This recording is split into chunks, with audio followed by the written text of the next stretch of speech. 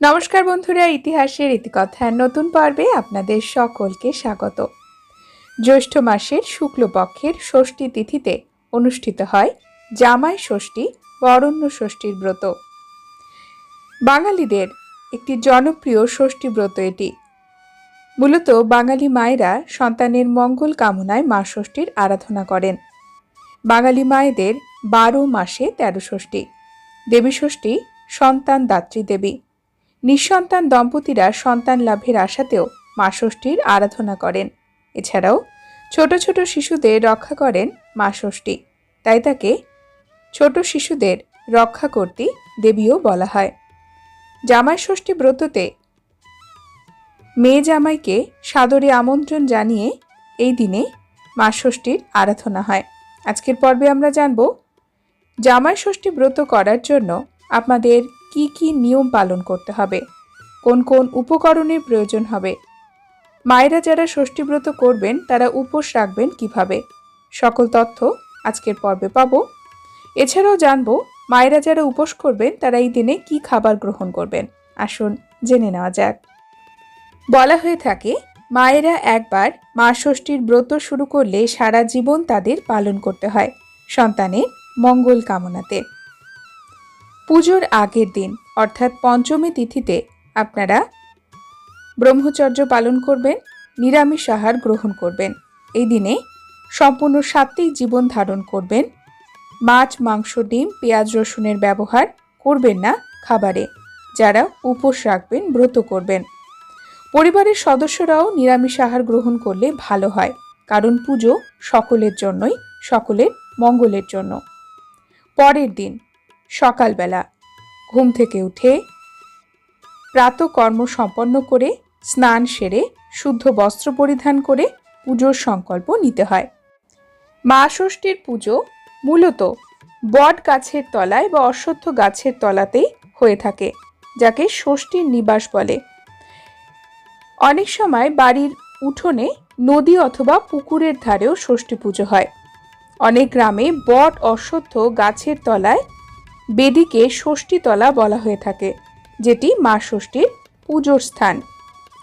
গৃহস্থ নারীরা স্নান করে শুদ্ধ বস্ত্র পরিধান করে দেবী ষষ্ঠীর পুজো করেন।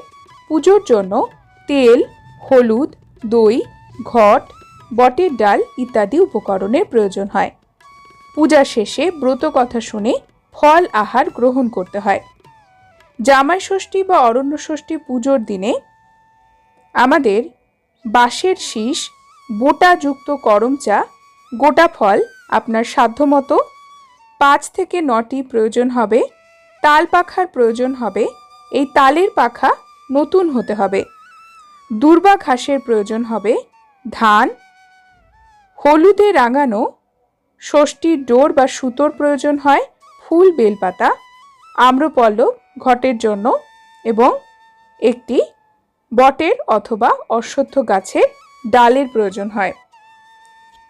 জল ভর্তি ঘটের ওপর আম পাতা স্থাপন করে মায়েরা তাল পাতা রাখেন তার উপর। 108টি দূর্বা একসঙ্গে বেঁধে রেখে করমচা সহ যে ফলগুলো আপনারা রেখেছেন সেগুলো গোটা গোটা সাজিয়ে দিতে হয়। হলুদে রাঙানো সুতো, ফুল, বেলপাতা দিয়ে গিট বেঁধে সাজাতে হয়। প্রাচীনকালে জামাই ষষ্ঠী বা অরণ্য ষষ্ঠীর ব্রত অরণ্যে অনুষ্ঠিত হতো। মহিলারা বনের মধ্যে তালপাতার পাখা, অন্যান্য পূজার উপকরণ দিয়ে দেবী বিন্ধ্যবাসিনী মা ষষ্ঠীর পুজো করতেন সন্তান সন্ততি প্রাপ্তি এবং তাদের মঙ্গল কামনাতে। এই পুজোর শেষে মহিলারা বাড়ি ফিরে এসে পরিবারের লোকেদের গায়ে শান্তির জলের ছিটে দিতেন এবং এই ছিটে দেওয়ার সময় এক বিশেষ ধরনের মন্ত্র পাঠ করা হতো। এই কারণে ষষ্ঠীব্রতকে অরণ্য ষষ্ঠীও বলা হয়। আপনাদের বাড়িতে যারা ষষ্ঠী পুজো করবেন, যারা বটগাছ তলায়, নদী অথবা পুকুরে ধারে পুজো করতে পারবেন না, কারণ সকলের পক্ষে এই স্থানগুলো পাওয়া সম্ভব নয়, তারা যে স্থানে পুজো করবেন সেখানে আলপনা দেবেন, বটের ডাল জোগাড় করবেন। এই বটের ডালের পাতা সহ একটু মাটি দিয়ে বসিয়ে দেবেন, টবেও বসাতে পারেন, এবং তার সামনে একটি জলপূর্ণ ঘট বসিয়ে তার মুখে দই দিয়ে একটি কাঁঠালি কলা দেবেন। ঘটে সিঁদুরের গোলা দিয়ে মা ষষ্ঠীকে আঁকবেন।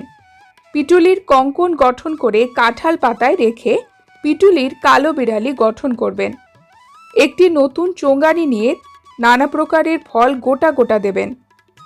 একটি কাপড়ে হলুদ লাগিয়ে 6টি বাঁশ পাতায় জড়াবেন এবং এলো সুতোয় হলুদ বাটা মাখাবেন। 6 খাই তাতে জড়াবেন। সিঁদুরের ফোঁটা দিয়ে ঘটের কাছে ওই কাপড় রাখবেন এবং একটি থালা নেবেন। তাতে 6টি পান, 6টি সুপুরি, 6টি কলা, 6টি ক্ষীরের নাড়ু এবং 6খানি বাতাসা দেবেন। আরেকটি থালায় নারকেল নাড়ু, ছোলা, মটর, আম, সন্দেশ, আলো চাল দিয়ে নৈবেদ্য সাজাবেন। এইভাবে প্রতি পোয়াতিকে এক এক দফা করে সাজাতে হবে। পুজোর জন্য যে ফলের বাটা দেবেন তা কিন্তু জামাইয়েরই পাওনা।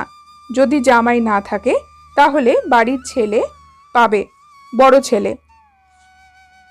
মায়েরা যারা পুজো করছেন, মূলত ষষ্ঠী পুজোতে ভাত খেতে নেই, রুটি খেতে নেই। তার বদলে আপনারা দুধ, ফল, দই ইত্যাদি সকল খাবারই গ্রহণ করতে পারবেন। লুচি এবং পরোটাও খাওয়া যায়, নিরামিষ তরকারি খেতে হয়। পুজোর শেষে সাবুদানাও খান মায়েরা। এই দিনে সম্পূর্ণ সাত্ত্বিক আহার গ্রহণ করতে হয় যিনি ব্রত করছেন তার জন্য। পুজোর শেষে ব্রত কথা পাঠ করে ছেলে মেয়েদের হাতে মা ষষ্ঠীর পুজোর সুতো অবশ্যই বেঁধে দেবেন। বন্ধুরা, আজকের পর্ব এই পর্যন্তই। পরবর্তী পর্বে নতুন একটি বিষয় নিয়ে আপনাদের সঙ্গে কথা হবে। ততক্ষণ সকলে সুস্থ থাকুন, ভালো থাকুন। আর পুরো ভিডিওটি দেখার জন্য আপনাদের অসংখ্য অসংখ্য ধন্যবাদ।